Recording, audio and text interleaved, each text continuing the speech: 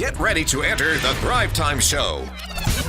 Started from the bottom, now we here. Started from the bottom, and we'll show you how to get here. Started from the bottom, now we here. We started from the bottom, now we here. We started from the bottom, now we're on the top. Teaching you the systems to get what we got. Cutting Dixon's on the hooks, I break down the books. Z's bringing some wisdom and the good looks. As the father of five, that's why I'm a dive. So if you see my wife and kids, please tell them hi. It's the C and Z up on your radio. And now 3, 2, 1, here we go.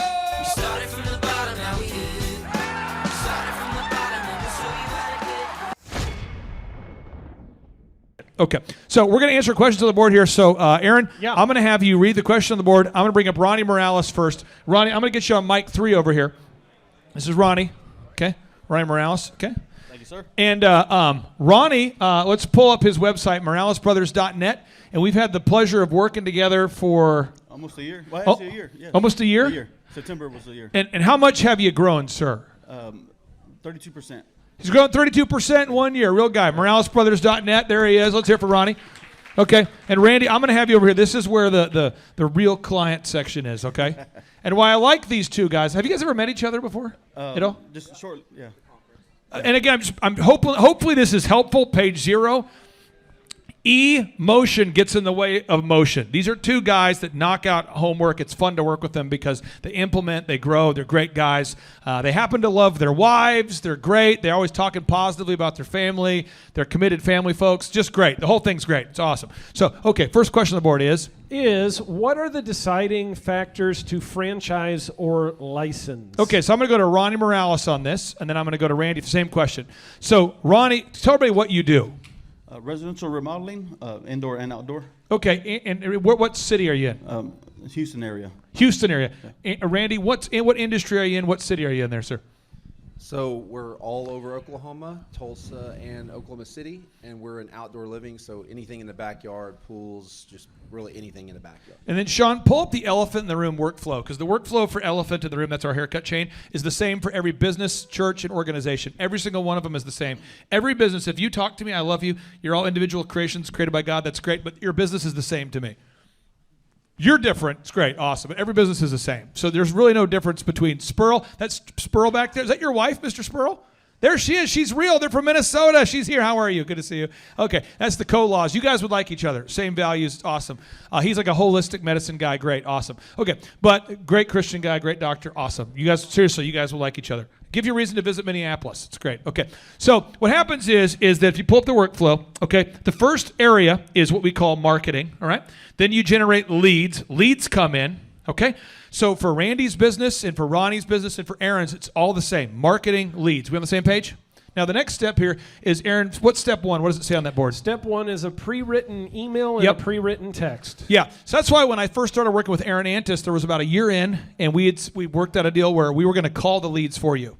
Yes, you did. So I hired people that had never worked at Shaw Homes. They didn't know anything about home building. And what I do, this is in big, page 0. This is important. I make sure my salespeople know nothing about the product. Glory! Or the service. And all they know about is making calls. Whoa, wow. Yeah, real story. I'm not attacking people. I had a guy back in the day, one of the top salespeople I've ever hired, who worked for a fitness client of mine, who wasn't in shape, who just was a shape. But when you were on the phone, you had the feeling like he was into fitness. He was like, what you want to do is you want to schedule the one-on-one consultation with our trainers. They're going to get you on a keto diet, which is where your metabolic rate will increase because muscle burns fat even while resting. It's incredible. Dude's rocking like 320 pounds, has never worked out, ever doesn't care about fitness. But you had the feeling you were talking to like a man who was obsessed with fitness. My top salesperson at Epic Photos, and Kirk, you can verify, Eric Herman. Eric knew nothing about weddings and hadn't been to a wedding ever that we had ever photographed, and he committed himself to never learning anything about photography. Because you know what they have to know about? Making calls. And the more they know about anything else, the more calls they won't make. Back to you, Ronnie, then we'll go to Randy. When you get a lead that comes in at moralesbrothers.net, how many times do you have to call the lead, or does somebody have to call the lead before you book that consultation? More than twice.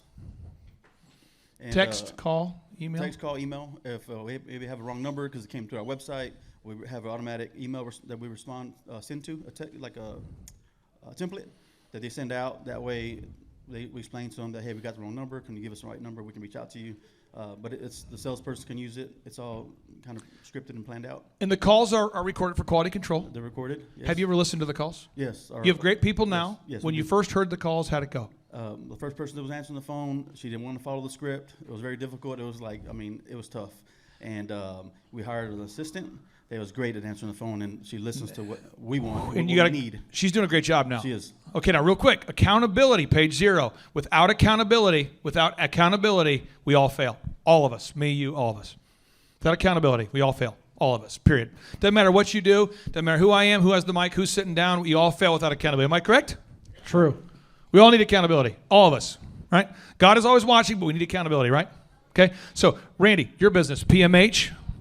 You guys could swap salespeople, by the way. You could, just to be fun, you could be like, hey, Randy, I'm working out a deal. Can my lady call your leads and your person call my leads? That way you can yell at my guy and I can yell at your guy, and that way it's, okay, but seriously, when the leads come in, what's your how many times do you have to call a lead or text a lead before you get them on the phone? So our goal is to set an appointment to go out to their job at their house. So our average amount of calls to book someone is about 7. So the lead comes in, we call, text, and email, and usually we'll end up calling 2 times a day because by the time they go through the list, we just have them call again. And a lot of people don't want to answer in the morning; they'll answer in the evening. So that's kind of our strategy is to call them 2 times a day. And then we set them up in a drip campaign where they get an email a week as well. And I have no argument with anything he said, but I want to hammer one thing he said. He said he has to call the person an average of 7 times to get them on the phone. For our haircut chain, it's a little more than that. That's our inbound leads. I'm not cold calling people. People that fill out our form, it's an average of 7 times. Now, have you recorded your calls, Randy? Every call is recorded. And the tool I recommend is clarityvoice.com. If you don't use them, fine. But I've tried virtually every call recording service there is, and Clarity Voice is the easiest for my clients to use. But clarityvoice.com, that's what we use at oxyfresh.com. We use it at Elephant in the Room. Have you ever listened to the calls and thought to yourself, uh-oh?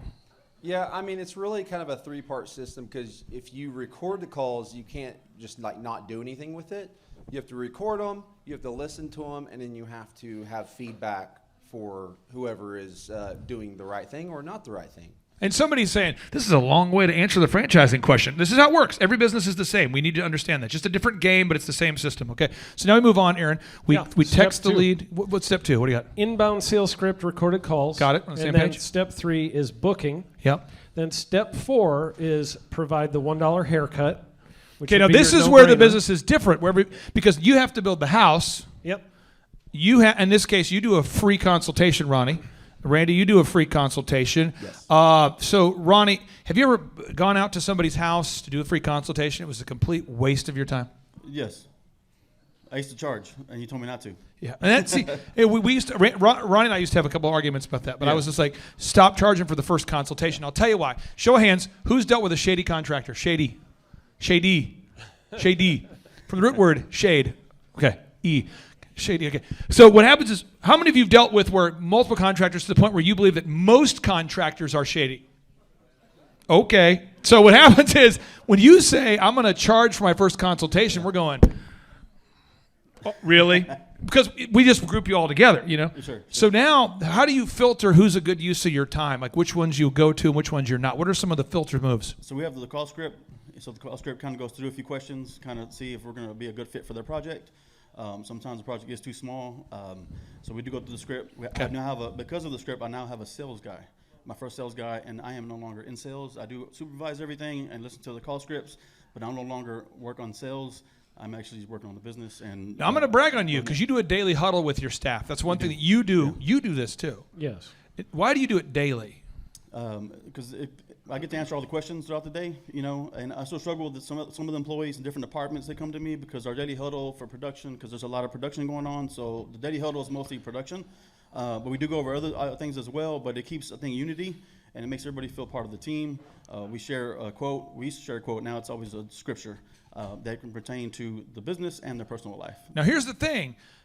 he actually has created a culture where people want to work. He's got a merit-based pay culture, and that's exciting. But also, if somebody doesn't want to make the calls, he still follows up. Hopefully, we're being clear here. You don't want the job to be terrible. You're not trying to make it difficult for people. But if somebody doesn't want to call the leads, that's not related to what they're supposed to do. Does that make sense?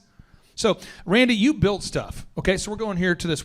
We do the first haircut for $1. Yep. When someone actually moves forward and they hire you, how does your payment process work? Do you do like 10% down, 100% down, 50%? So our first draw, regardless, is 25% down, and it's non-refundable. Doesn't matter what happens in the process, it's non-refundable. For pool projects, it's 9 draws. For regular projects, it's 4 draws. Okay, and so just to be clear, so the question was, is it franchisable? The problem right here is step 4. This is where you decide if your business is franchisable or not. And I want everyone to just jot this down. If you want to franchise, this is the thing. If you can teach an adult man or woman how to do the skill in 4 weeks or less, it's a franchisable thing. If it's not, it's tougher. Because Randy, could you be described as a builder, as a mason, what are all the skills and the trades that you could actually do yourself, Randy? Like me personally? Yeah, I mean, if you had to. So my trade growing up was a mason. We bricked new homes. I used to work for people like Aaron, just breaking homes, and that's what we started doing. So you can do it. Oh, yeah. I mean, if you had to build this yourself, you could do it. Mm-hmm. Yeah. Okay. Ronnie, what are all the skill sets that you have yourself? Framing, cabinetry, roofing, structures. I did it since I was 13, framing and things like that. So what happens is that what I find is a lot of people want to franchise their thing, but their thing isn't scalable. It's like an art or it's a thing they're passionate about, but it's not scalable. Does that answer that question? Who had that question? Is that helpful?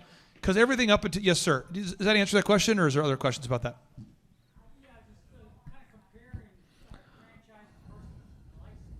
Yeah. Well, this is a thing, and this is fun. This is kind of a recent story. It's really easy to learn how to train dogs. If you're looking for a career as a dog, just so you know, you can make JT before he left, and correct me if I'm wrong. Before he moved from Nashville, he was doing about 20. Were you doing about 20,000 a week of sales, or 15,000 a week of sales? Yeah, 20,000 a week. So he went from like having no experience as a dog trainer to doing how much a week in sales? So from 0 sales to 20,000 a week of sales as a dog trainer. And before learning to become a dog trainer, were you a dog trainer? No. Okay. And how long? And it only takes you about 4 weeks to learn how to become a dog trainer. So I'm being totally real. For $10,000 and about 4 weeks of your time, you can learn how to make more money than every doctor you've ever met, except for a couple of them. That's a franchisable thing. I love that. That's pretty sick, you know? So that's why that business is so scalable. It's just so easy. If you're like, I don't know what I want to do, but I want to make $100,000 a year or $200,000 a year doing it. Dog training is cool because for 4 weeks and for less than 10 grand, let me tell you what you got to buy. A dog. What? I have to have a dog? Yeah, you got to have a dog. And you got to learn how to train the dog, and then that's what you do. I mean, that's the whole business model. Yeah. JT, anything else you have to buy? Other stuff you have to buy? Kennels? How much are those? $45? Yeah. Anything else? You need a car. Bruh, that's crazy, bruh. I Uber everywhere, bruh. Okay.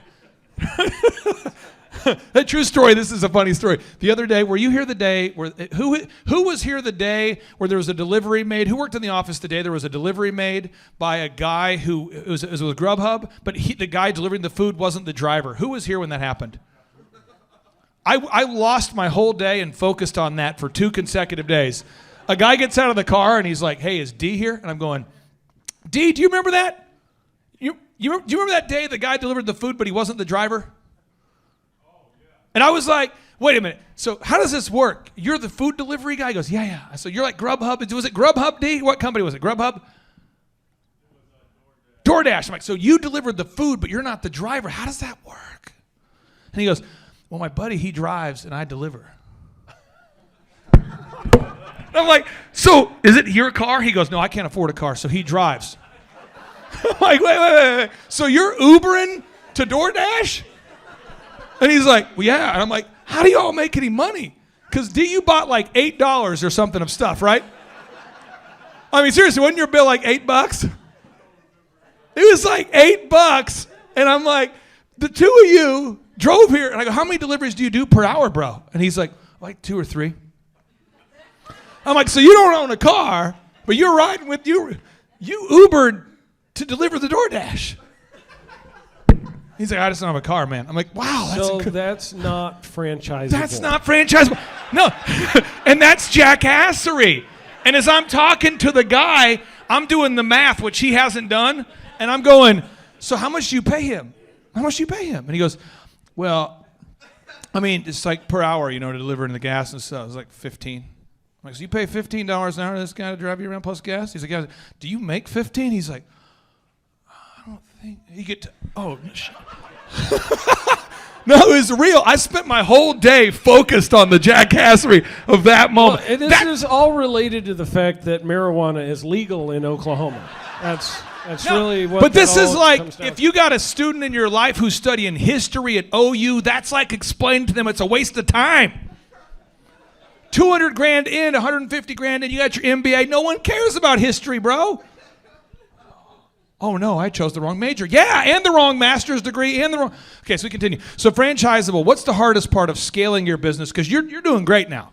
Now, Randy's about 6 times larger, 4 years down the road farther than you. What's the hardest part for you, Ronnie, to scale? If you were to want to open up more locations. The production management. Production. Production? So many different skills. There's a lot of different trades out there in the field and the type of work we do. Yeah. So we work with a lot of people.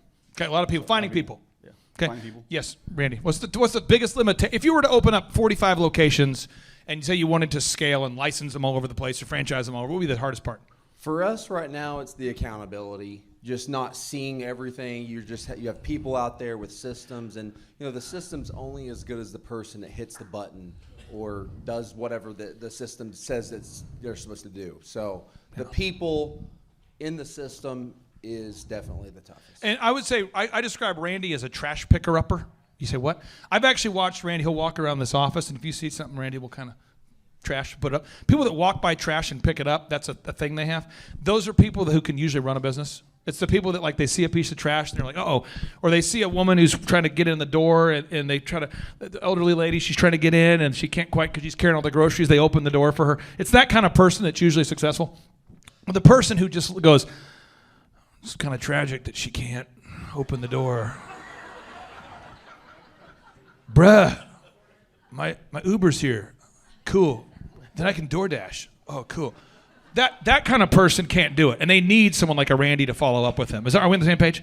And your questions about licensing? Yes. Yeah. So what's the difference between franchising and licensing? Yeah. Go to page 0. We'll get it for you. A franchise is it's regulated by the federal government. It's called FDD, a franchise disclosure document. There's an item 19. There's 19 specific things that the U.S. government wants you to cover on this document, and you have to disclose the financials. And you have to disclose the cell phone numbers of the people that have owned a location. So if you bought a Clay Clark's Magnificent Dog World franchise from me, yeah, and then Randy bought one, and you bought one, Ronnie, and you are super successful, you're super successful, you are super successful, but we have another guy who's not doing the systems and he's not successful, I'm required to provide the phone numbers of everybody and their financials. And then you're regulated by the federal government. So the federal government is like wanting you to audit yourself every year. And the federal government is an incredible organization that never, ever wastes money or time. And so you have to deal with that. It's a lot of compliance. And then licensing is more like, hey, here's the system. This is what you should do. But if you don't do it, that's okay. Because that's called jackassery, and a lot of people want to do that. But you know what? You still pay me a percentage for the right to use my system. Does that make sense? Where a franchise is like, you have to use my system. Make sense? Okay. Does that answer your question, sir? Okay, next question. Let's do it. Here we go. How do I figure a cost per job or number of jobs needed per week or per month if the price varies from $75 to $5,000? Who asked that question? This is a really good question. Okay, so what do you sell, sir? Termite pest control, fumigations, general monthly pest control. Termite pest control. Okay, so what I would recommend you would do, these would be the steps that I would do. I would figure out what your average is. I know it's tough, but you just, the extreme, I mean, if you had 100 clients, what percentage are we going to drop the $5,000 deal? Like what percentage of that big ticket? I'd say probably half of the jobs we do. Half of them are big ticket? And then what percentage are like crazy small? 20%, 15%. And I would just, for this exercise, I would just figure out your average. And Randy, for your business, like what's your average ticket? 58,000. Ronnie, what's your average?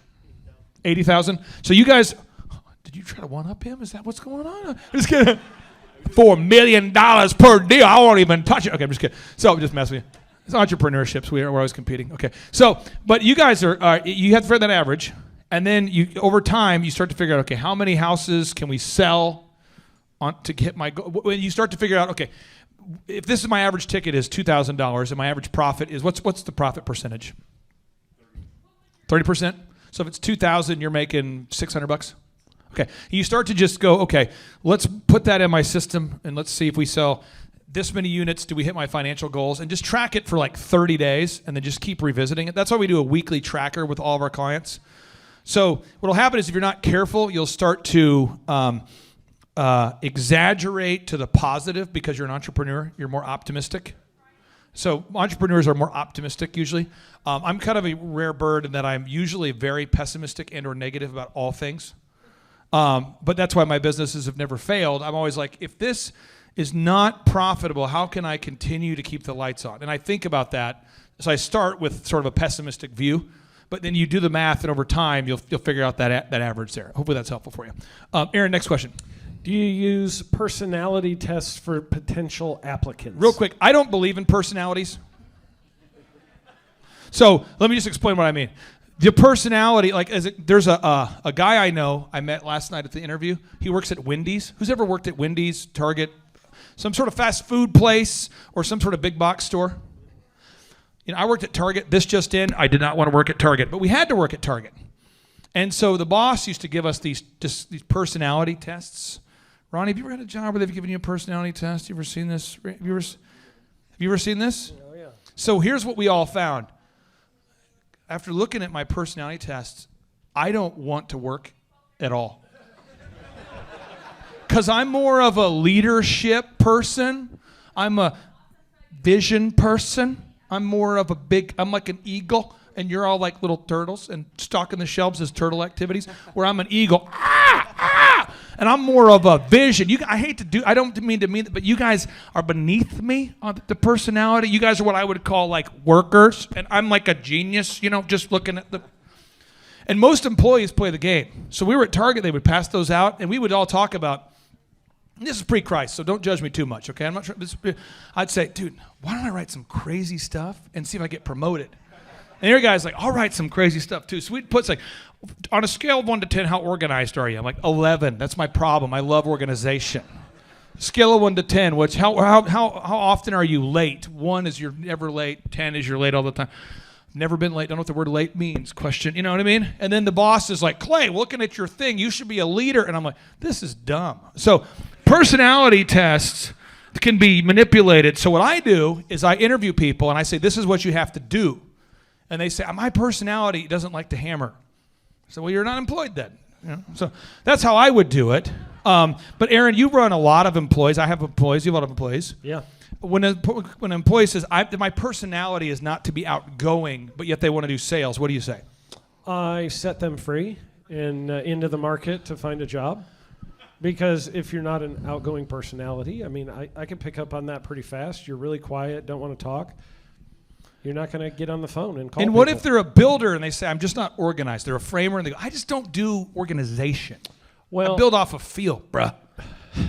No, we need to build it off of plans. You cannot go out there and build a plan based on how it feels. That doesn't work usually very well. You end up having roofs that don't work and hold water out and things like that. Randy, let's go way back. I've worked with you for a while, so let's go way back. So it's not new.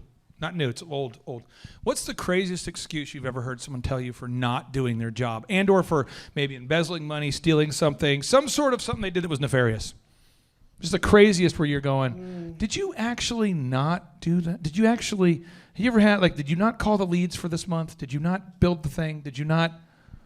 Well, I mean, we just fired someone last week because she said she was having seizures at work, and I told her, I was like, we have a camera on you. We can see everything. And she had no excuse for what I called her out on. But I'm saying you got to be careful with the personality test because it opens a world in. Now, if you're a life coach, which hopefully, if somebody in here is a life coach, any life coaches? Okay, there you go. So if you're a life coach, that's theoretically somebody who's sincerely coming to you saying, hey, I struggle with being organized and I would like for you to help me. You say, fill out this thing. Hopefully they're being sincere with you. But you understand, okay? Let me give you one more example, and then I'm going to bring up Vidar to help sort this out, okay? Vidar, he's a missionary. He does missions. He's a great guy. He's not a bad person. Some of you are like, that's not possible. I don't believe it. No, there are great missionaries, bad missionaries, but when I was at college, I won't mention the college. I want to. They had a thing where we couldn't end chapel until there was a miracle. So what we did on our floor, we said, all right, I'm going to do a knee heal. I'm healed from a knee pain. I'll sacrifice my integrity so we can end chapel early. And I'm like, dude, that's dirty. I'll fake a cough, though. So there's about 20 of us, and we agreed that if there wasn't a verified miracle at said chapel, we would fake a recovery so chapel could end early. So we'd stand up. I was healed. And they go, hey, you were healed? Absolutely, I was healed. And they end the service. And we're like, that was dirty, but thank you for doing it. Thank you for falling on the sword of false healings. Yeah. Or we would have guys who are like, I'm going to get hammered before the chapel, and then I'm going to say that I got healed of alcoholism during the chapel. I go, and we would do it. You know why? Because Animal House is a real movie. Because 18-year-olds who don't have any morals and their parents aren't there are just going to make stuff up. How many of you know some of these people grow into 40-year-old adults? How many of you have seen this?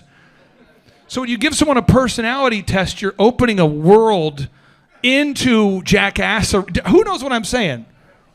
So I just need you to hit the nail, show up on time, make the call. I don't care what your personality is. I don't. Hey, Clay, I have 2 tips. So 2 tips. I've interviewed a lot of people over 19 years in business, and one thing that I've started doing was I asked them their morning routine. This is like more in the shadow stage. Good. So asking them their morning routine, they're kind of caught off guard with that, and they'll tell you a lot just by that answer.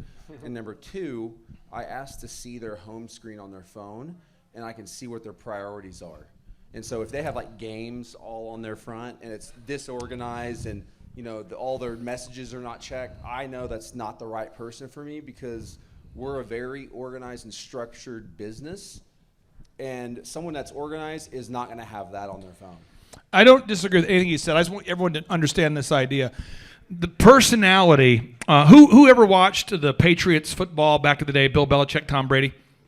I don't know if you're aware of these stories. These are things that I used to care about a lot. But Bill Belichick would draft a guy in the 3rd round. He doesn't like first-round draft picks. He would draft a guy, and he would say, you are going to be a linebacker.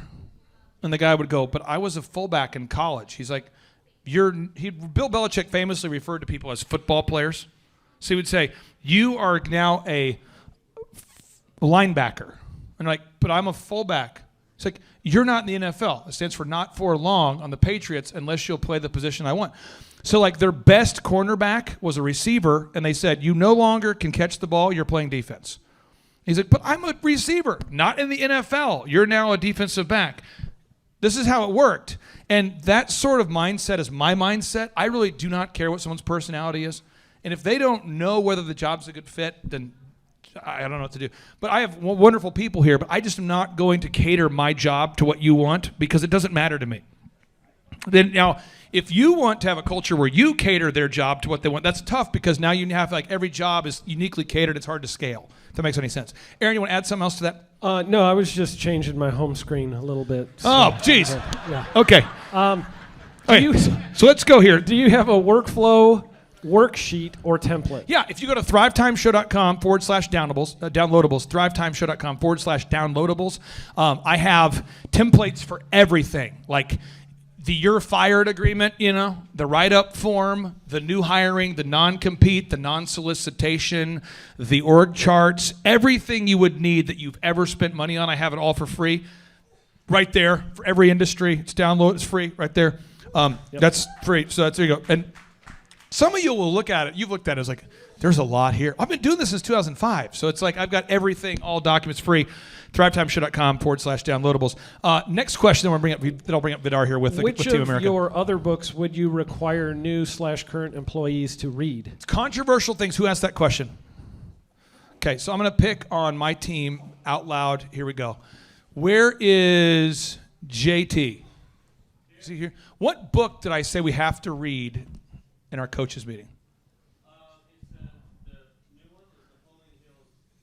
The Napoleon Hill. Outwitting the Devil. Yeah. So, but I don't really run around requiring book reading, but for our coaches, consultants, that's a different level of. So if someone gets promoted, I'll make you read that book at some point, because Outwitting the Devil is a book about not drifting.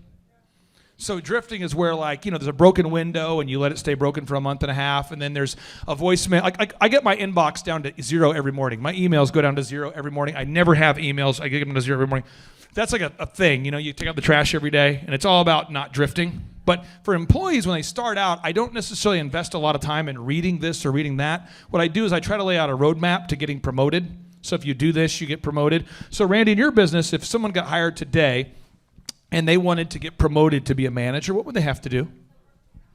Well, I think for me, it's just seeing the consistent, just following the systems and processes. I mean, there's nothing crazy. I just want to see that you're going to do what you say you're going to do. There it is. And now, as far as the books I would recommend, if you're out there going, what book should I read? I think Outwitting the Devil is an incredible book if you have a habit of drifting in your personal life. For me, I had a problem when I was starting my first business, and then I ran a disc jockey entertainment company, and we would do about 4,000 weddings a year, and I had a problem getting my guys to follow certain systems, and I would tell them what to do, they would say they're going to do it, and then they wouldn't do it, and then I would say, I need to change my approach to accommodate them, and so I found myself becoming a life coach, and I've spent all my time training them, and at the end of the day, Dr. Zellner told me, round up all the people that won't do their job and fire them, and then replace them with people that will do their job, and now your life coaching is done. And I'm going, thank you, Jesus, thank you. But Outwitting the Devil is a great book if you're out there and you're trying to keep your organization from drifting. How to Win Friends and Influence People is a great book for people that want to learn how to become a more effective communicator. Soft Selling in a Hard World. Soft Selling in a Hard World is an incredible book on how to sell on the planet Earth if you're selling products or services. And I have book recommendations for days, but for the employees, I don't give them a lot because I'm trying to focus on things like show up on time, make the phone calls, take crap out of the fridge that smells weird. Stop having affairs. Stop having affairs. Stop it. Stop getting pregnant by someone you don't know. Stop that. Stop. You know what I mean? How many of you know what I'm talking about? Just basic stuff. Like stop being high. We need to stop that. That's pro tip. So the book for you is Stop Being High. Page 1, Stop Being High. Okay. So there's a lot in that. How many of you know what I'm talking about though? And it's because it's a work ethic issue. But okay, let's bring up Vidar here real quick. Let's bring up Vidar, and then I'm going to keep you guys up here because I want to keep answering questions. Okay, so Aaron, I'm going to have you read a question, and then we'll pitch to Vidar a little bit here. Here we go. All right. This is from Michael Gerber's E-Myth book, How to Move from Solopreneur to Entrepreneur. Okay, so I'm going to talk about, I actually know a lot of the best-selling authors that you're quoting. I know them. I've spent time with them. I've hung out with them. And I want to tell you something. You should write it on page 0. Most people that can't teach. Well, then we hate you. Fine. Okay. So I actually own businesses. So what I'm telling you is going to sound a little rougher or harder because I actually own businesses. And I won't mention the name because I don't want to get sued today. But most of the best-selling authors that I've met who are the top leadership experts, you would know their names, they actually became authors because they can't manage a team. So the top-selling author in leadership in America today, I pulled him aside. I said, can I ask you why you became a leadership author? He goes, well, I struggled with running a church because it requires management. I don't like that. So I write leadership books. And I go, but they don't actually work. He's like, no, they don't. But he's like embraced it and it's funny to him. And I'm like, what? I mean, like Robert Kiyosaki is one of the few people that I know that actually invests in real estate and writes about it. Like most people who write about it don't do it. It's just this crazy thing. So don't feel like you need to live a life that's not possible. So I'm going to go to Ronnie, Randy, and then I'll go here to Vidar. Okay, so in your business, if you don't follow up on the construction of of these $100,000 projects, what's going to happen if you don't follow up? We have an upset clients, and we wouldn't have the 5-star reviews. And now within your organization, I'm not trying to get you in trouble. You have certain people that they could follow up at the same level as you. I trained them well, and I still follow up with them in our morning huddles. So you follow up with their guys in a morning huddle? Yes. If you took out the morning huddle, what would happen for you? The culture would start to fall. Yeah, so I had a client, very successful client, I'll be very vague here, who had a big business, and he decided to get rid of the morning follow-up. and delegate it to this outsourced. You can like outsource management now. You can go online and find a CEO, like a temporary CEO, CFO, CMO, and they outsource it so that you pay 10% of their check and then they serve as your CEO for you. And the whole culture became a train wreck real fast because the daily huddle got removed. So, Randy, we go to you. You build great projects. I mean, you're very. Randy's grown his business to how 16 million? We'll do 17 million. $17 million of sales this year. I think when I met you, you're around 2 million. I think 2.5. 2.5. So from 2.5 to 18 million, he's rocking. With your staff following up and making sure the pool is built correctly, how many people within your organization right now can you just give the keys to and say, you do that, you don't have to worry about it? We have about 3 middle managers that I would say I trust completely. 3. And everybody below them, we have to follow. I mean, we have to twist their nipples every single day. I mean, it's pretty. Ah! I love it when we bring real entrepreneurs up here because I would have never thought of that analogy. Randy comes from a dark place. Okay. Now into missions. Speaking of nipple twisting. Okay, so Vidar, you run Safari Mission. I do. And what's cool about his mission, and he does, and I want you to hear this, is powerful. He goes into other countries, and he'll show up there, and he says, hey, you guys want to learn how to become financially independent. You want to learn how to, and we're not going to just donate and give you money. We're going to teach you how to become self-sustaining. So his entire mission is like, we're going to go into the village and teach people how to grow their own food, how to basically become self-sustaining so they don't need other organizations. When you go in and you start teaching these principles, are people eager to learn or not so much, or what's that like? It's a little bit of both, but a lot of people, when they really start understanding what we're talking about, they go, oh, you're actually going to believe in us and give us self-value. And then they'll tune in. So we don't create dependency. We don't put people on welfare. We help people to become producers with the mission that we do. So it's a very different model. And his model, just so you know, this is kind of exciting. A lot of business owners, myself included, my wife is incredible. If you run into my wife, she'll verify this is true. But a lot of pastors, ministries, they'll pull me aside at the Reawaken tour. I usually didn't see them, but they'll go, man, I appreciate that donation. And I'm like, I didn't make a donation. And then they look at my wife, and I'm going, you made the donation. So my wife is, so we've agreed as a family, you know, how we're going to support charities and stuff. But my wife is the one who stewards over that, if that makes any sense. She decides, we've decided, how many of you know what I'm talking about? You tithe, you know, but then there's like certain, as a couple, maybe your husband's super generous and you're not. Maybe your wife is super generous, maybe you're not, whatever. We've agreed as a couple, this is the max donation that we're going to do here. This is our monthly. And my wife is always like, oh my gosh, there's a homeless man and we should help him. Like, he's in front of the liquor store. He's not even trying to sell you. And she's like, but honey, if you were a homeless guy in front of the liquor store, you would want, I'm like, okay. So, but, because how many of you ever invested in a mission or a ministry or a thing, a donation, and you found out that it was going for expensive lunches?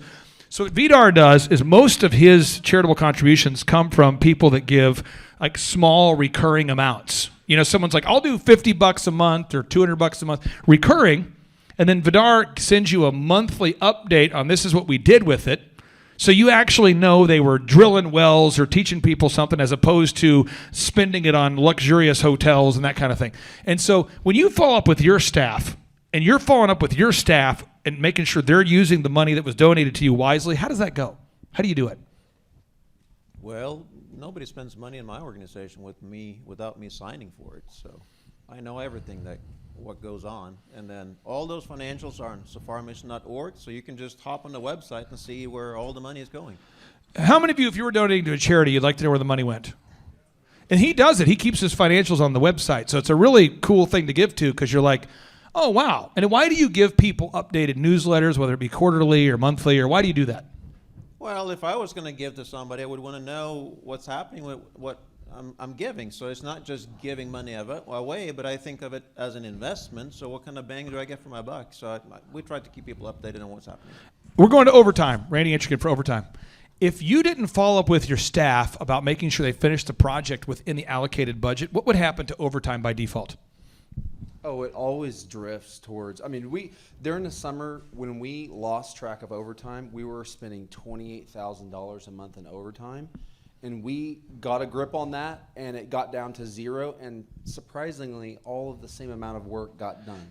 So from $28,000 a month of unneeded overtime down to zero, and the same amount of work. Now, have you ever watched the people on the cameras in the office environment not working? Oh, all the time. It always starts in the beginning of the day. They come and, they got to get their coffee, got to take their poop. They've got to go talk to each other, high five. I mean, it's ridiculous. And when you have 40 employees that are at the shop, I mean, 1 hour a day, that's a lot of money. You got to follow up until you throw up, okay? It's really important. You got to do it, because if you don't, your business is just going to absolutely blow up. It's going to get bad. You have to follow up, and it's every day. It's every day. So, Aaron, let's go to the next question on the board there. Next question. Here we go. Next question. Fill in the flow. How does Shaw Homes fund land developments and new builds, bank loans, syndications? Aaron. Yeah. So as far as thank you. As far as new development, so obviously. I would say this. First, be fruitful in doing what you're doing, then multiply. I watch people try to multiply really fast without doing that, and usually those builders, we end up buying them for pennies on the dollar later. So don't try and expand too fast. And as far as that, we do bank loans for development, so we'll go borrow the money. Typically, we're in a 20 to 25% down payment range right now to go do it. Land is cheap, development is expensive, so sometimes we'll own a good piece of land that's further out and we'll hold on to it because 10 years from now it'll be extremely valuable, and so that's called land banking, and we'll hold that and let it go up in value. Sometimes we'll parcel it off and sell it off. Sometimes we'll develop it 10 years down the road. But if it's an immediate one, we're going to get a bank loan with about 20-25% down, and then we'll go develop the land, and that's the expensive part. So. Next question. Yeah. Next question. Next question is key elements of testimony video. Okay, I'm going to go to Ronnie for a little ad lib on this. Okay, when you get a testimonial video, it's super important that you're asking someone, "What's your name and how'd you hear about the company?" What's your name? How'd you hear about the church? What's your name? How'd you hear about Safari Mission? What's your name? It's so important that you do that in the video. Second thing is you ask them, what did you enjoy about the experience? What did you enjoy about it? Or if they answer the question in a weird way, like fun. If you ask them a question, like what did you enjoy about the experience? And they say, people. You're like, I see what I'm dealing with. I'm dealing with a one-word answer person. You have to kind of ask them a few times so that you get something that's discernible in the video, okay? And then you say, would you recommend such and such to a friend? And so far, as you guys are getting more video testimonials, has that increased the amount of leads you're getting? Are you seeing that? Yes, I'm even having people call and say, hey, I've seen some of the people in the videos that I know. One of them's a judge. The one y'all seen earlier was actually Houston Astros pitching coach, Josh Miller. That was a fun one. Yeah. But we just asked the 4 questions. What is your name and how did you first hear about us? Second is what products and services did you purchase? Third is how was your experience? And then the fourth is why would you recommend us? And those right there have been like key to success. Does that answer that question for the person who asked that question? Is that helpful? Okay, good. Delete it. Next one. Okay, here we go. Fill in the flow.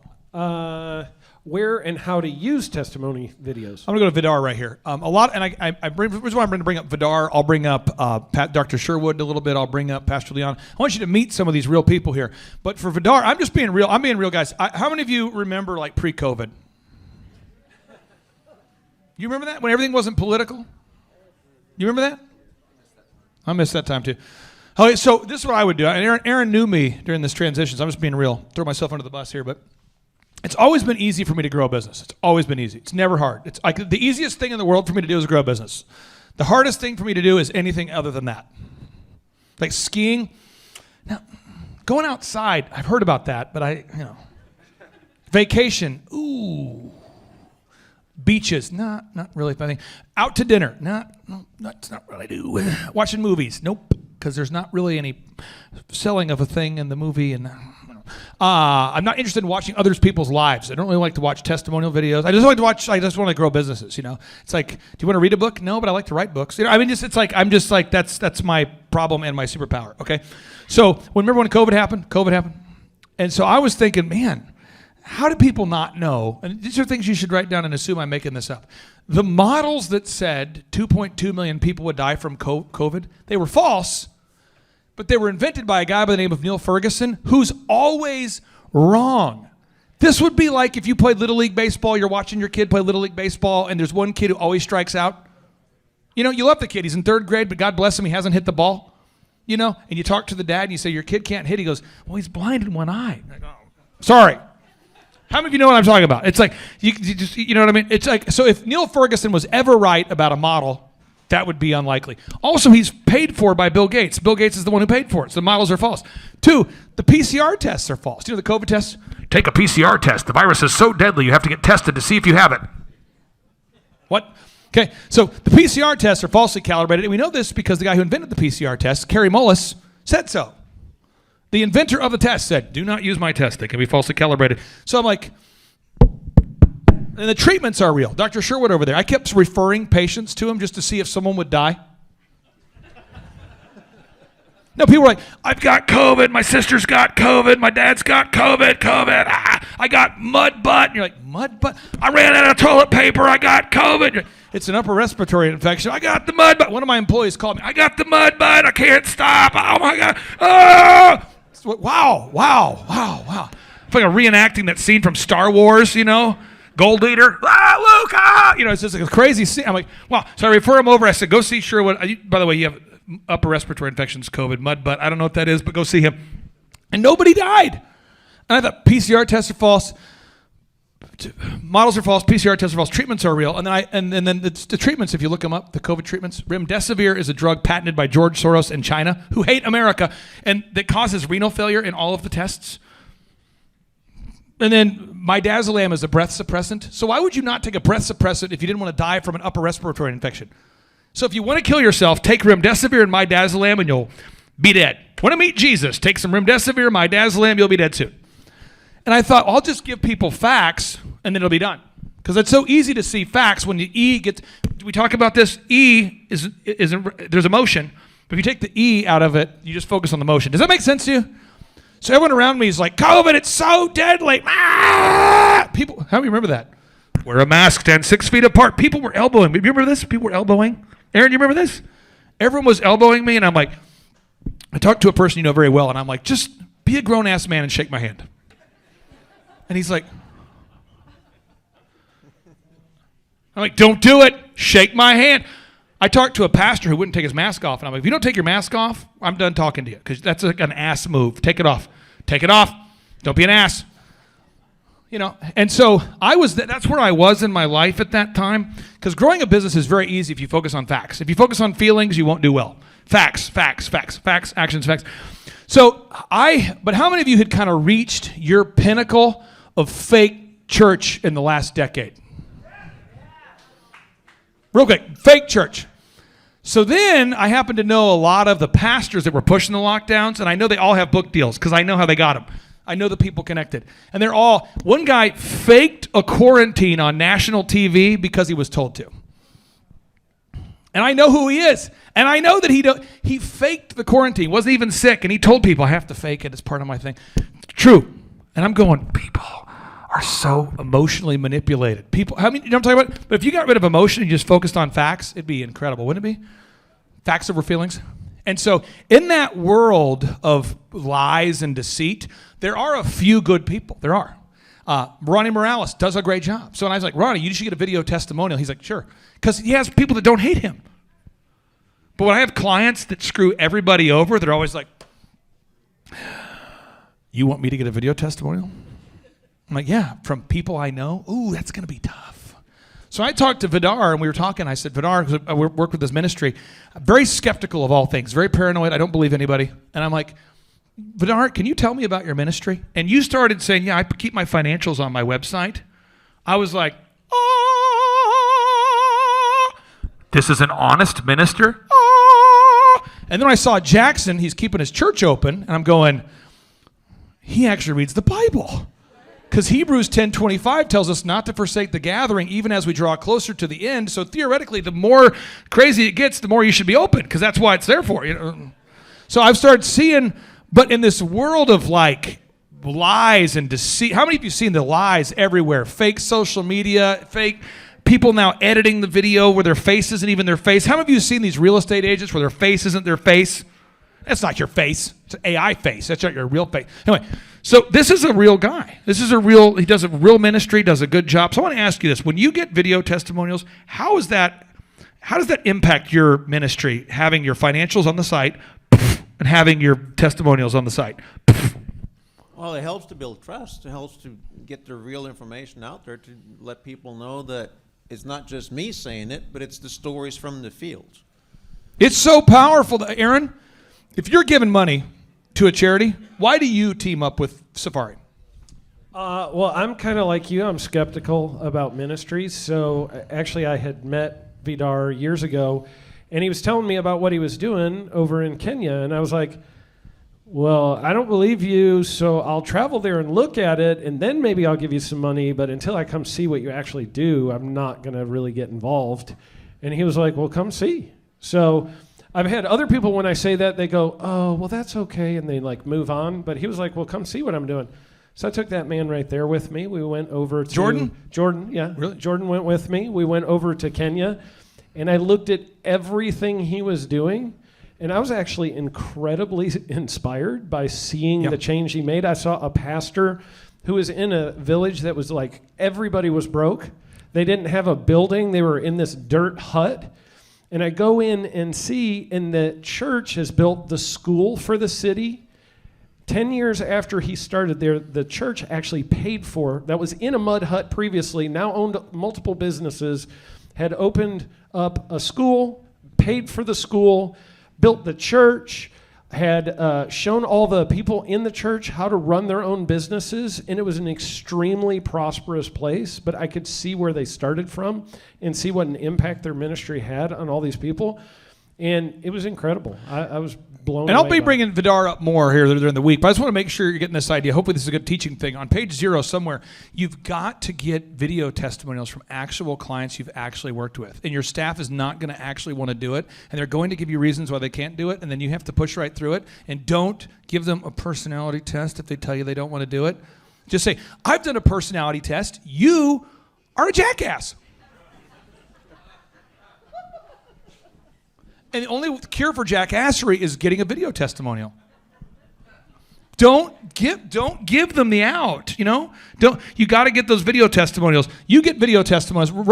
Randy, when you at PMH, how often when somebody reaches out to you and you go meet them, do they reference, man, I saw your reviews, I read your reviews, I looked at video. You now do project. You actually document the building of the projects. How often do they mention those things? Well, more than ever now, that's part of our process is to ask where they heard about us. So we hear it more often now, but I would say at least 8 out of 10 times they are looking up reviews prior. And this is what I want you to know before we break here, okay? Your brand, we talked about branding, okay? Branding, it's like putting your ring in a Tiffany box or a Kmart bag. Your branding will either be ahead of you, or it'll be behind you. Let me give you an example. I know a lot of great people, wonderful salt of the earth people. There was one real estate agent I worked with years ago. I won't mention her name, but great lady. And she had no video reviews, no testimonials. I helped her grow from no sales to 23 million, I guess, which is an infinite number percentage in 18 months, from no sales to 23 million. And the thing was, she had no Google reviews at all. And then every time she would do a closing, like when she did those first closings, she never got testimonials. And so I'm going, in a world filled with lies, if you have good video reviews, you're going to stand out. And she was like, I don't know. So we had her call everybody that she's ever done business with, because she came from a different industry. I said, call everyone you've ever done business with and ask them to leave a review about your character, what you're all about. Do that. And then every time you sell a house, get a video review. And she got 1, she got 2, she got 3. Pretty soon she's getting new deals every week. But that's not the only thing you have to do to be successful, but you got to do it. And if you're in ministry, and this is what COVID has taught me, there are some great pastors and some bad pastors. And I've met them often back to back. But the great pastors have no problem being transparent about what's going on with the money. They have no problem with being direct with people. They have no problem with that. But I had just seen so many scamockery ministries when COVID happened. It really sorted, like, who believes in the Bible, who doesn't, who's real, who's not. And I started finding, wow, the pastors that are not closing down actually believe in the Bible. The ones that don't, they're actually have found a Maserati driving strategy, which is pretty incredible. So I just want to make sure we're getting this idea. You've got to get those testimonials, okay? And then one final question. We'll go to the band here. Aaron, let's read the final question. If you have an online business, what's the equivalent of putting out a sign? Who asked that? What kind of business?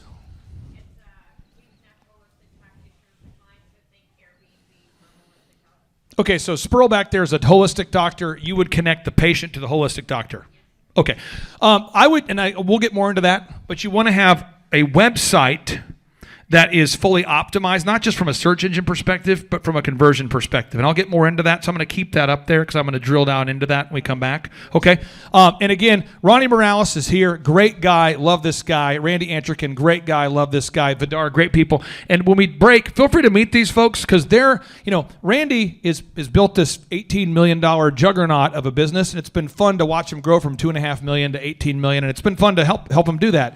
But he's a little bit further down the road than maybe somebody who's just starting, or maybe you haven't started yet, but they've done it. And then Ronnie, we've worked with Ronnie for a year, and Ronnie, it's been awesome to see the growth he's had. So these are real people. Vidar's here. We're going to take a break. We're going to come back here at 11:20 for our final session before lunch. Then we're going to serve lunch. So our final session before lunch, and then lunch will go from 12 to 12:40, okay? So we're going to come back here at 11:20. That's Randy. That's Ronnie. That's Vidar. Let's give him a round of applause there. And let's hear it for the band. All right. All right, JT, so hypothetically, in your mind, what is the purpose of having a business? To get you to your goals. So it's a vehicle to get you to your destination. Whoa. And would you need profits to get there? I mean, is when you have a business that's successful, in your mind, in your expert opinion, would you need profits to get you to your goals? Yeah, because if you have a $15 million business, but you have $15 million of expenses, it's kind of pointless. Holy crap! All right, so the question I would have here for you, if you could take 10 minutes or less and see if you could save $3,000 a year by reducing your credit card fees, would you do it? Yes, absolutely. Holy crap! Why would somebody out there who's listening right now who has a sane mind, why would they not go to thrivetimeshow.com/credit-card, thrivetimeshow.com/credit-card to schedule a 10-minute consultation to see if they can reduce their credit card fees by at least $3,000 a year. Why would they not do it? Yeah, why would they not do it? Maybe because they didn't understand how you said the website. This tree is a symbol of the spirit of the Griswold family Christmas. No, that's clear. Okay, so that could be true. So I would encourage everybody to check out thrivetimeshow.com/credit-card, thrivetimeshow.com/credit-card. What would be another reason why someone would not be willing to take 10 minutes to compare rates to see if they could save $3,000 or more on credit card fees? Maybe they think it is a waste of time and that it won't. It's not possible. If there's somebody out there that's making more than $3,000 every 10 minutes and they're like, nah, that's not worth my time. We getting there, right money. We getting there, right money. There's probably someone out there that would think that. Well, I'll just tell you, folks, if you're out there today and you're making less than $3,000 per 10 minutes, I would highly recommend that you go to thrivetimeshow.com/credit-card because you can compare rates, you can save money. And, the big goal, in my opinion, of building a business is to create time freedom and financial freedom. And in order to do that, you have to maximize your profits. Holy crap. Now, one way to maximize your profits is to increase your revenue. Another way to do it is to decrease your expenses. It's a profit deal. It takes the pressure off. JT, is there any other reason why somebody would not be willing to take 10 minutes to compare rates to see if they could save a total of $3,000 a year on average? I am at a loss and I cannot think of any other. Shampoo is better. I go on first and clean the hair. Conditioner is better. I leave the hair silky and smooth. Oh, really, fool? Really? Stop looking at me, Swan. Well, let me tell you a good story here real quick here. I actually, years ago, compared rates with this company here called IPS. It's Integrated Payment Services. And I scheduled a consultation. I don't know that I was skeptical. I just thought, whatever, I'll take 10 minutes. I'll compare rates. I can't tell. You can tell me I'm a doctor. No, I mean, I'm just not sure. Or can't you take a guess? Well, not for another 2 hours. You can't take a guess for another 2 hours? And in my case, my particular case, I save over $20,000 a year. Holy crap! Wow. Which is, like groceries when my wife goes to the organic stores.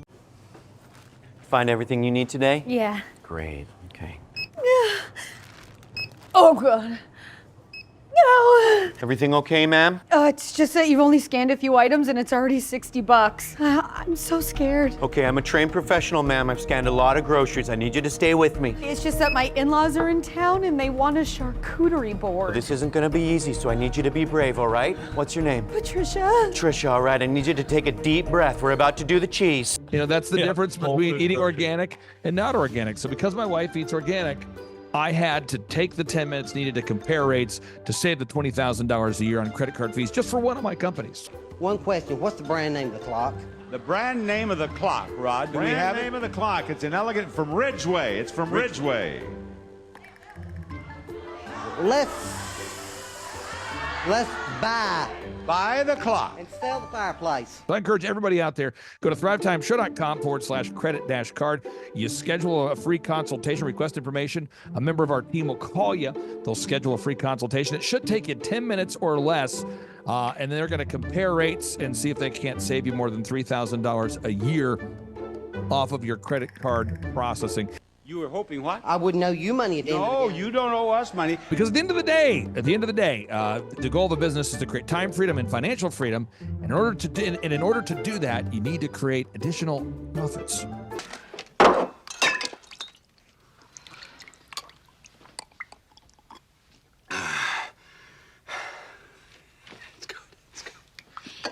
The number of new customers that we've had is up 411% over last year. We are Jared and Jennifer Johnson. We own Platinum Pest and Lawn and are located in Owasso, Oklahoma. And we have been working with Thrive for business coaching for almost a year now. Yeah. So what we want to do is we want to share some wins with you guys that we've had by working with Thrive. First of all, we're on the top page of Google now. Okay. I just want to let you know what type of accomplishment this is. Our competition, Orkin, Terminex, they're both $1.3 billion companies. They both have 2,000 to 3,000 pages of content attached to their website. So to basically go from virtually non-existent on Google to up on the top page is really saying something. But that's come by being diligent to the systems that Thrive has, by being consistent and diligent on doing podcasts and staying on top of those podcasts to really help with getting up on with their listing and ranking there with Google. And also we've been trying to get Google reviews, asking our customers for reviews. And now we're the highest rated and most reviewed pest and lawn company in the Tulsa area. And that's really helped with our conversion rate. And the number of new customers that we've had is up 411% over last year. Wait, say that again. How much are we up? 411%. Okay, so 411% we're up with our new customers. Amazing. Right. So not only do we have more customers calling in, we're able to close those deals at a much higher rate than we were before. Right now, our closing rate is about 85%, and that's largely due to, first of all, like our Google reviews that we've gotten people really see that our customers are happy, but also we have a script that we follow. And so when customers call in, they get all the information that they need. That script has been refined time and time again. It wasn't a one and done deal. It was a system that we followed with Thrive in the refining process, and that has obviously the 411% shows that system works. Yeah. So here's a big one for you. So last week alone, our booking percentage was 91%. We actually booked more deals, more new customers last year than we did the first 5 months. Or I'm sorry, we booked more deals last week than we did the first 5 months of last year from before we worked with Thrive. So again, we booked more deals last week than the first 5 months of last year. And it's incredible. But the reason why we have that success is by implementing the systems that Thrive has taught us and helped us out with. Some of those systems that we've implemented are group interviews. That way we've really been able to come up with a really great team. We've created and implemented checklists. That way everything gets done and it gets done right. It creates accountability. We're able to make sure that everything gets done properly, both out in the field and also in our office. And also doing the podcast, like Jared had mentioned, that has really, really contributed to our success. But that, like I said, the diligence and consistency in doing those and that system has really, really been a big blessing in our lives. And also, it's really shown that we've gotten the success from following those systems. Yeah. So before working with Thrive, we were basically stuck. Really no new growth with our business. And we were in a rut and we didn't know. Oh, sorry. The last 3 years, our customer base had pretty much stayed the same. We weren't shrinking, but we weren't really growing either. Yeah, and so we didn't really know where to go, what to do, how to get out of this rut that we're in. But Thrive helped us with that. They implemented those systems. They taught us those systems. They taught us the knowledge that we needed in order to succeed. Now it's been a grind. Absolutely, it's been a grind this last year. But we're getting those fruits from that hard work and the diligent effort that we're able to put into it. So again, we were in a rut. Thrive helped us get out of that rut. And if you're thinking about working with Thrive, quit thinking about it and just do it. Do the action, and you'll get the results. It will take hard work and discipline, but that's what it's going to take in order to really succeed. So we just want to give a big shout out to Thrive, a big thank you out there to Thrive. We wouldn't be where we're at now without their help. Hi, I'm Dr. Mark Moore. I'm a pediatric dentist. Through our new digital marketing plan, we have seen a marked increase in the number of new patients that we're seeing every month, year over year. One month, for example, we went from 110 new patients the previous year to over 180 new patients in the same month. And overall, our average is running about 40 to 42% increase month over month, year over year.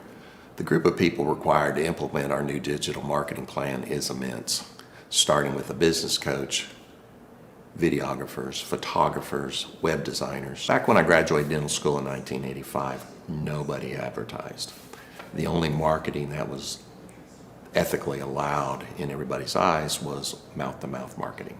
By choosing to use the services, you're choosing to use a proven turnkey marketing and coaching system that will grow your practice and get you the results that you're looking for. I went to the University of Oklahoma College of Dentistry, graduated in 1983, and then I did my pediatric dental residency at Baylor College of Dentistry from 1983 to 1985. Hello, my name is Charles Colaw with Colaw Fitness. Today I want to tell you a little bit about Clay Clark and how I know Clay Clark. Clay Clark has been my business coach since 2017. He's helped us grow from 2 locations to now 6 locations. We're planning to do 7 locations in 7 years and then franchise. And Clay has done a great job of helping us navigate anything that has to do with like running the business, building the systems, the checklists, the workflows, the audits, how to navigate lease agreements, how to buy property, how to work with brokers and builders. This guy is just amazing. He's this kind of guy has worked in every single industry. He's written books with like Lee Cockrell, head of Disney, with the 40,000 cast members. He's friends with like Mike Lindell. He does Reawaken America tours where he does these tours all across the country where 10,000 or more people show up to some of these tours. On the day-to-day, he does anywhere from about 160 companies. He's at the top. He has a team of business coaches, videographers, and graphic designers and web developers, and they run 160 companies every single week. So think of this guy with a team of business coaches running 160 companies. So in the weekly, he's running 160 companies. Every 6 to 8 weeks, he's doing Reawaken America tours. Every 6 to 8 weeks, he's also doing business conferences where 200 people show up, and he teaches people a 13-step proven system that he's done and worked with billionaires, helping them grow their companies. I've seen guys from startups go from startup to being multimillionaires, teaching people how to get time freedom and financial freedom through the system. Critical thinking, document creation, putting it into organizing everything in their head to building into a franchisable, scalable business. Like one of his businesses has like 500 franchises. That's just one of the companies or brands that he works with. So amazing guy, Elon Musk kind of like smart guy. He kind of comes off sometimes as socially awkward, but he's so brilliant and he's taught me so much. When I say that, like Clay is like, he doesn't care what people think when you're talking to him. He cares about where you're going in your life and where he can get you to go. And that's what I like most about him. He's like a good coach. A coach isn't just making you feel good all the time. A coach is actually helping you get to the best you. And Clay has been an amazing business coach. Through the course of that, we became friends. I was really most impressed with him is when I was shadowing him one time. We went into a business deal and listened to it. I got to shadow and listen to it. And when we walked out, I knew that he could make millions on the deal. And they were super excited about working with him. And he told me, he's like, I'm not going to touch it. I'm going to turn it down, because he knew it was going to harm the common good of people in the long run. And the guy's integrity just really wowed me. It brought tears to my eyes to see that this guy, his highest desire was to do what's right. And anyways, just an amazing man. So anyways, impacted me a lot. He's helped navigate anytime I've got nervous or worried about how to run the company, or navigating competition and an economy that's like, I remember we got closed down for 3 months. He helped us navigate on how to stay open, how to get back open, how to just survive through all the COVID shutdowns, lockdowns.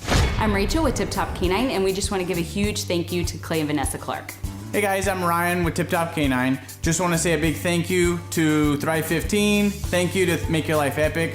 We love you guys, we appreciate you, and really just appreciate how far you've taken us. This is our old house, right? This is where we used to live a few years ago. This is our old neighborhood. See? It's nice, right? So this is my old van and our old school marketing, and this is our old team. And by team, I mean it's me and another guy. This is our new house with our new neighborhood. This is our new van with our new marketing, and this is our new team. We went from 4 to 14, and I took this beautiful photo. We worked with several different business coaches in the past, and they were all about helping Ryan sell better and just teaching sales, which is awesome, but Ryan is a really great salesman. So we didn't need that. We needed somebody to help us get everything that was in his head out into systems, into manuals and scripts, and actually build a team. So now that we have systems in place, we've gone from 1 to 10 locations in only a year. In October 2016, we grossed 13 grand for the whole month. Right now it's 2018, the month of October. It's only the 22nd. We've already grossed a little over 50 grand for the whole month, and we still have time to go. We're just thankful for you, thankful for Thrive and your mentorship, and we're really thankful that you guys have helped us to grow a business that we run now instead of the business running us. Just thank you times 1,000. The Thrivetime Show, 2-day interactive business workshops, are the highest and most reviewed business workshops on the planet. You can learn the proven 13-point business systems that Dr. Zellner and I have used over and over to start and grow successful companies. I mean, we get into the specific steps on what you need to do to optimize your website. We're going to teach you how to fix your conversion rate. We're going to teach you how to do a social media marketing campaign that works. How do you raise capital? How do you get a small business loan? We teach you everything you need to know here during a 2-day, 15-hour workshop. It's all here for you. You work every day in your business, but for 2 days you can escape and work on your business and build these proven systems, so now you can have a successful company that will produce both the time freedom and the financial freedom that you deserve. You're going to leave energized, motivated, but you're also going to leave empowered. The reason why I've built these workshops is because as an entrepreneur, I always wish that I had this. And because there wasn't anything like this, I would go to these motivational seminars, no money down, real estate, Ponzi scheme, get motivated seminars, and they would never teach me anything. It was like you went there and you paid for the big chocolate Easter bunny, but inside of it, it was a hollow nothingness. And I wanted the knowledge, and they're like, oh, but we'll teach you the knowledge after our next workshop.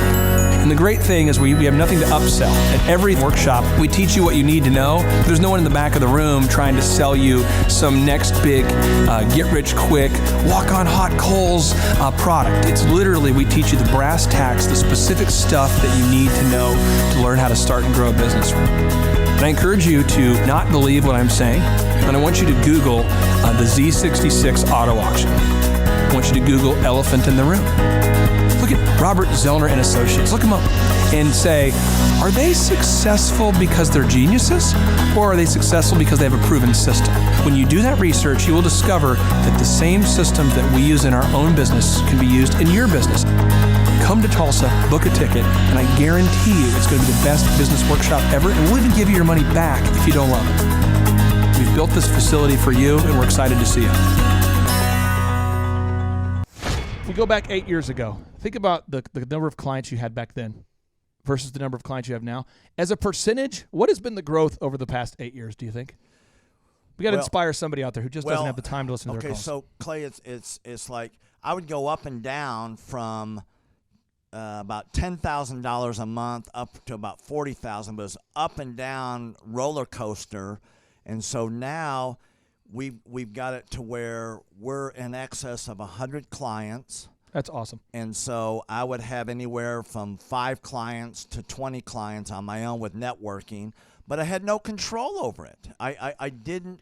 Without the systems, you're going to be victimized by your own business. For somebody out there who struggles with math, if you, let's say that your average number of clients was 30 and you go to 100, as a percentage, what is that? I have doubled every year since working with you. So I've doubled in clients, I've doubled in revenue every year. It's 100% growth every year I've worked with. Now, so I'm looking, we've been good friends 7-8 years, and I've got doubled 5 times. Which is just incredible. I mean, the first time you do it, that's one thing, but when you do it repeatedly, yeah, I mean, that's unbelievable. We're working our Blessed Assurance off this year to double. We're planning on doubling again. We're incorporating some new things in there to really help us do it, but we are going to double again this year. I started coaching, but it would go up and down, Clay. That's when I came to you, as I was going up and down, and I wanted to go up and up instead of up and down. And so that's when it needed a system. So creating a system is you have nailed down specific steps that you're going to take no matter how you feel, no matter the results. You lean into them and you do them regardless of what's happening. You lean into them and it will give you X number of leads. You follow up with those leads, turns into sales. Well, I tell you, it's if you don't have a script and you don't have a system, then every day is a whole new creation. You're creating a lot of energy just to figure out what are you going to do. Right. And the best executives, Peter Drucker is a father of modern management. He said, the most effective executives make one decision a year. What you do is you make a decision, what is your system, and then you work like the Dickens to make sure you follow that system. And so that's really what it's all about. So with a script here, we have a brand new gal that just came in working for us. She nailed down the script, and she's been nailing down appointments. Usually we try to get one appointment for every 100 calls. We make 200 to 300 calls a day per rep. Right. And she's been nailing down 5 and 8 appointments a day. Somebody out there is having a hard time. That script. So she's making how many calls a day? She's making between 200 and 300 calls a day. Whoa. And our relationship is weird in that we do. If someone were to buy an Apple computer today, yeah, and or let's say you bought a personal computer, a PC, the computer is made by, let's say, Dell, but then the software in the computer would be Microsoft, let's say, or Adobe or whatever that is. So I basically make the systems, and you're like the computer and I'm like the software. It's kind of how I would describe our relationship. Yeah. Tim, I want to ask you this. You and I reconnected. I think it was in the year 2000 and what was it? Maybe 2010. Is that right? 2011 maybe? Or no, maybe further down the road. Maybe 2013. 2012. Okay, so 2012, and at that time I was 5 years removed from the DJ business, and you were how many years removed from tax and accounting software? It was about 10, 11 years. We met. How did we re-meet? What was the first interaction? There was some interaction where you and I first connected. I just remember that somehow you and I went to Hideaway Pizza. But do you remember when we first reconnected? Yeah. Well, we had that speaking thing that. There it was. So it was Victory Christian Center. I was speaking there. My name is Robert Redmond. I actually first met Clay almost 3 years ago to the day. I don't know if he remembers it or not, but I wasn't working with him at the time. I asked to see him, and just ask him some questions to help, direct my life, to get some mentorship. But I've been working with Clay for now just over a year. The role I play here is a business coach, business consultant. I work with different businesses implementing best practice processes and systems that I have learned here by working with Clay. And the experience working here has, to put it real plainly, has been just life-changing. I have not only learned new things and have gained new knowledge, but I have gained a whole new mindset that I believe wherever I end up will serve me well throughout the rest of my life. Since working with Clay, I have learned so much. I mean, I would like to say almost everything about business in terms of the different categories. I haven't learned it all, but I've learned all about marketing. I've learned about advertising. I've learned about branding. I've learned how to create a sales process for organizations in any industry. I've learned how to sell. I've learned how to create repeatable systems and processes and hold people accountable. How to hire people. It's almost like every aspect of a business you can learn. I have learned a lot in those different categories. And then, again, the mindset that I've gained here has been huge. Working here, you can't be a mediocre person. You are called to a higher standard of excellence. And then as you're called to that standard here, you begin to see those outcomes in every area of your life. That standard of excellence that you want to implement no matter what you're involved in. I would like to describe the other people that work with Clay are people that are going somewhere with their life. Marshall in the group interview talks about how the best fits for this organization are the people that are goal-oriented. So they're on their own trajectory, and we're on our own trajectory. And the best fits are those people where there can be a mutually beneficial relationship, that as we pursue our goals and we help the business pursue those goals, the business helps us pursue our goals as well. And so I'd say people that are driven, people that want to make something of their lives, people that are goal-oriented, they're focused, and they're committed to overcoming any adversity that may come their way. Clay's passion for helping business owners grow their businesses it's unique in that I don't know if there's anyone else that can be as passionate. Whenever a business starts working with Clay, it's almost as like Clay is running that business in the sense that he has something at stake. He's just serving them. They're one of his clients, but it's as if he is actively involved in the business. Whenever they have a win, he's posting it all over his social media. He's shouting it across the room here at Thrive. He's sending people encouraging messages. He can kind of be that life coach and business coach in terms of being that a motivator and that champion for people's businesses. It's again unique because there's no one else I've seen get so excited about and passionate about other people's businesses. The kind of people that wouldn't like working with Clay are people that are satisfied with mediocrity. People that want to get through life by just doing enough, by just getting by. People who are not looking to develop themselves, people who are not coachable, people who think that they know it all and they're unwilling to change. I would say those are the type of people. In short, anyone that's content with mediocrity would not like working with Clay. So if you're meeting Clay for the first time, the advice I'd give you is definitely come ready to take tons of notes. Every time Clay speaks, he it gives you a wealth of knowledge that you don't want to miss. I remember the first time that I met Clay, I literally carried a notebook with me all around. I was looking at this notebook the other day, actually. I carried a notebook with me all around, and I just took tons of notes. I filled the entire notebook in about 3 or 4 months, just from being around Clay, following him, and learning from him.